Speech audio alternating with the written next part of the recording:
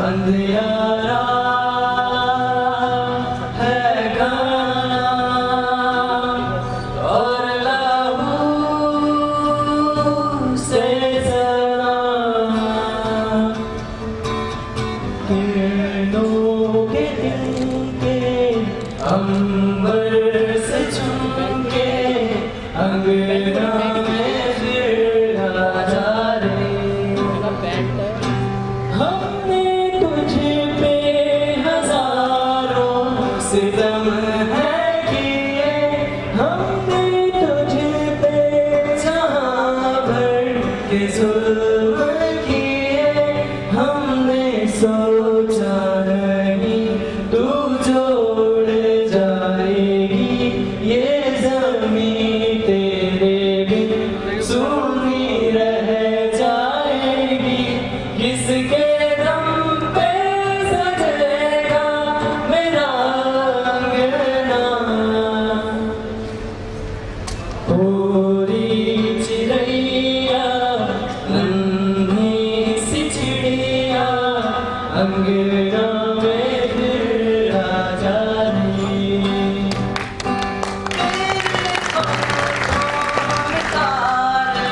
सितारे जड़ों तेरी चूनर धनक सतरंगी गुनों तेरे काजल में मैं काली रहना भरूं, तेरी मेहंदी में मैं कच्ची धूप मरूं, तेरे नैनों सजा दूं नया सपना। पूरी चिड़ैया नन्ही सी चिड़िया अंगना में फिर आ जा रे। अंगना में फिर आ जा रे। अंगना में फिर आ जा रे।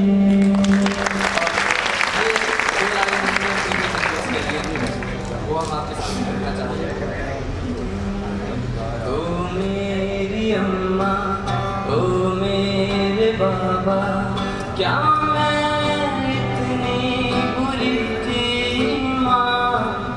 ओ मेरी अम्मा ओ मेरे बाबा, क्या मैं इतनी बुरी थी माँ।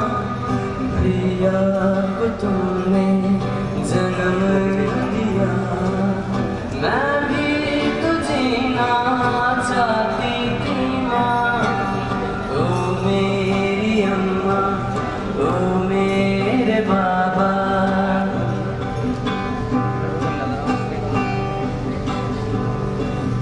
जब मेरे भैया ने जन्म लिया था, जब मेरे भैया ने जन्म लिया था, तूने खुशियाँ मनाई थी माँ। जब मेरे भैया ने जन्म लिया था, जब मेरे भैया ने जन्म लिया था, तूने खुशियाँ मनाई थी माँ। मेरी क्या खता थी मुझको क्यों मारा, मेरी क्या खता थी मुझको क्यों मारा।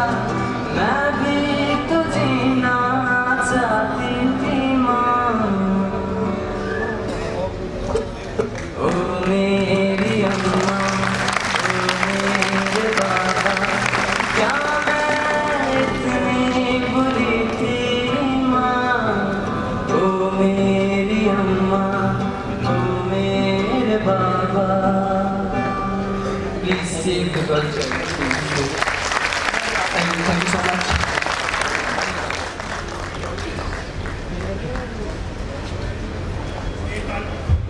स्मृति चिन्ह देकर सम्मानित कर रहे हैं। आप तालियों से इनका सम्मान करें।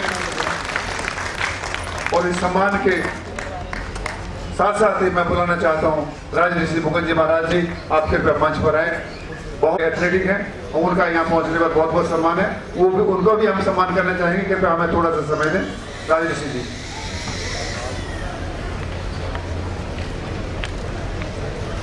लोकाभिरामं रणरङ्गधीरं राजीवनेत्रं रघुवंशनाथं कारुण्यरूपं करुणाकरन्तं श्रीरामचन्द्रं शरणं प्रपद्ये। सर्वप्रथम मंच की जो मर्यादा होती है उसका पालन करते हुए, ऐतिहासिक दिन है आज का, कैसे सबका आभार करूं। हाथ प्यार के फैले हैं, मैं भी आप सबका सत्कार करूं, मैं भी आप सबका सत्कार। आदरणीय आज की सभा के सभाध्यक्ष महोदय एवं इस ऐतिहासिक क्षण के साक्षी बने आज के मुख्य अतिथि परम आदरणीय श्रीमान श्याम सिंह राणा जी, और मेरे लिए तो यहाँ सभी अति विशिष्ट अतिथि के रूप में हैं। सबका आदर करते हुए एक ही बात कहना चाहता हूं जो मेरी परंपरा मुझे आदेशित करती है। श्री राम मैं सब जग जानी, करो प्रणाम जोर जुग पाणी, करो प्रणाम जोर जुग पाणी। सबके चरणों में मेरा नमन। पृथ्वीराज चौहान अंतिम हृदय सम्राट के जयंती समारोह के उपलक्ष्य में जो आज आयोजन रखा गया है, वैसे तो शब्दों में बहुत सार छुपा होता है। संचालक महोदय ने पहले तो कुछ बोलने को कहा, बाद में कहा वो आशीर्वाद देंगे। तो हमें भी मौके बहुत मिलते हैं जहां हम बोलकर अपनी बात रख सकते हैं। यहाँ सच तो यह है कि सुनने की आवश्यकता आप सबको है ही नहीं, आप सब सुनाने वाला अनुभव रखते हैं।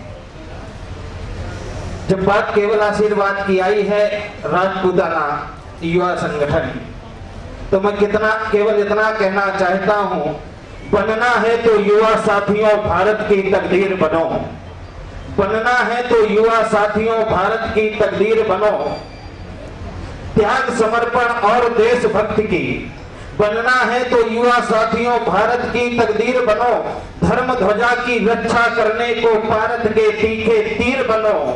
त्याग समर्पण देशभक्ति की एक नई बुनियाद बनो। महाराणा प्रताप या शिवाजी या फिर चौहान पृथ्वीराज बनो, या फिर चौहान पृथ्वीराज।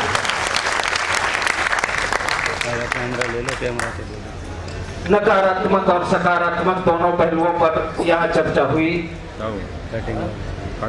मेरे विशेष नजदीक रहने वाले श्रीमान कमल सिंह तंवर जी ने कुछ अपने विचार व्यक्त किए और बाद में हमारे आदरणीय वक्ता महोदय आए, उन्होंने उसमें थोड़ा सा ऐतराज जताते हुए ये कहा कि महापुरुषों की जयंती मनाते हैं तो हम उन पर कम से कम प्रश्न चिन्ह ना खड़ा करें। मैं दोनों बातों का आदर करते हुए केवल इतना कहना चाहता हूं, महापुरुषों का तो आदर है ही, कोट से बार हम ऐसे अपने पूर्वजों के चरणों में नमन करते हुए इतना जरूर कहना चाहते हैं, इतिहास होता क्यों है, इतिहास की शरण में हम जाते क्यों हैं? क्योंकि जो भूल हमसे पहले हुई वो भूल दोबारा दोहराई ना जाए, वो भूल हमसे दोबारा दोहराई ना जाए।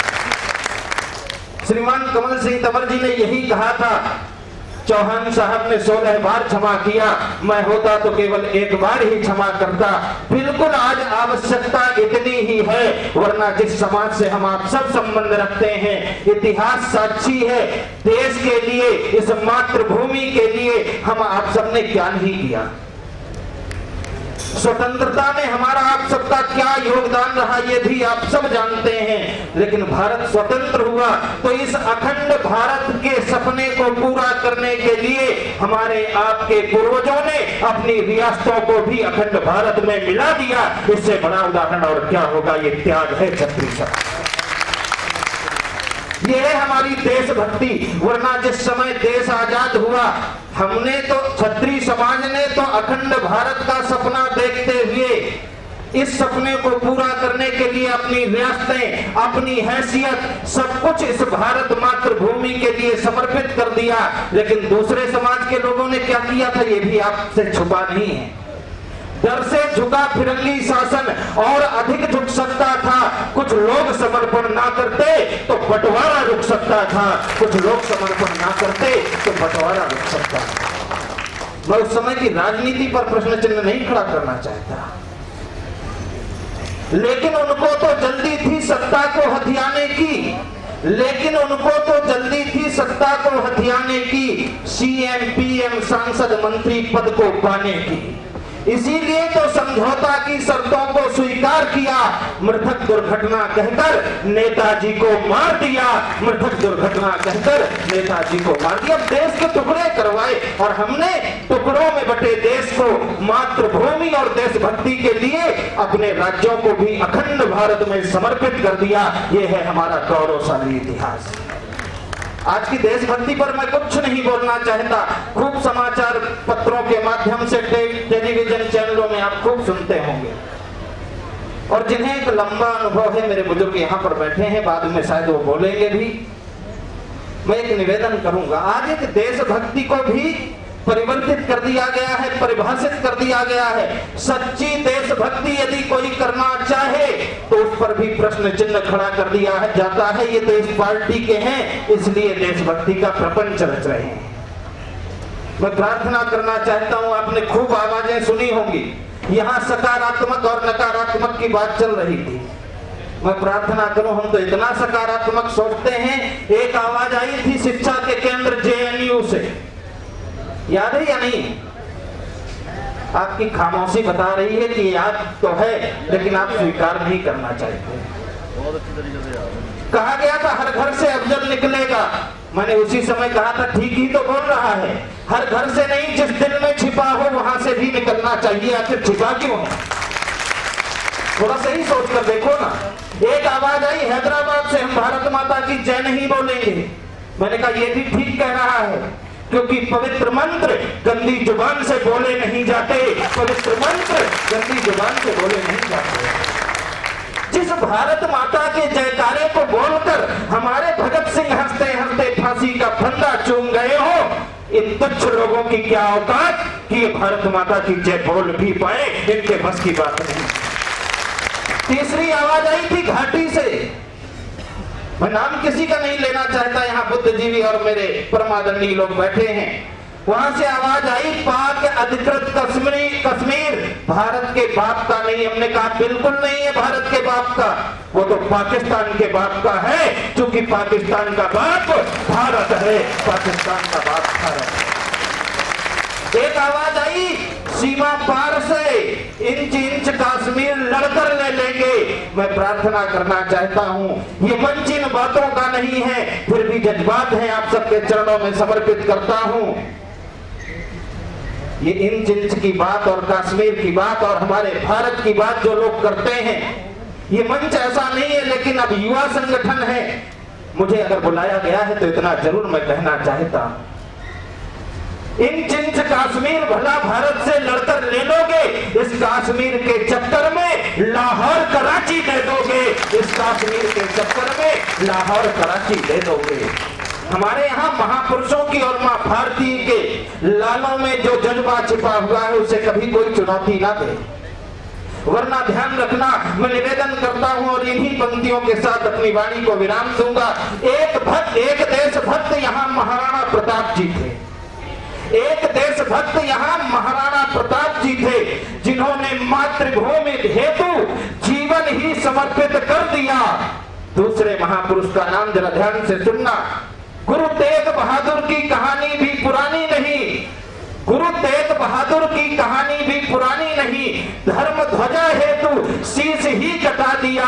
गुरु गोविंद सिंह जी का बलिदान भी याद होगा। स्वाभिमान हेतु पुत्रों को ही भी दीवार में चुना दिया। लेकिन एक देशभक्त आज यहाँ इटली के देवते हैं, जिन्होंने देशभक्ति हेतु देश को ही दांव में लगा दिया। जिन्होंने देशभक्ति हेतु देश को ही दांव में लगा दिया। बहुत बहुत साधुवाद, आप सबके लिए मंगल कामनाएं। स्नेह प्यार खूब मिला। आज मैं कुछ बोलना नहीं चाहता था, मेरे लिए 7-7 दिन मिलते हैं, लगातार 4-4 घंटे का मंच होता है। यहाँ मैं खुद सुनने आया था।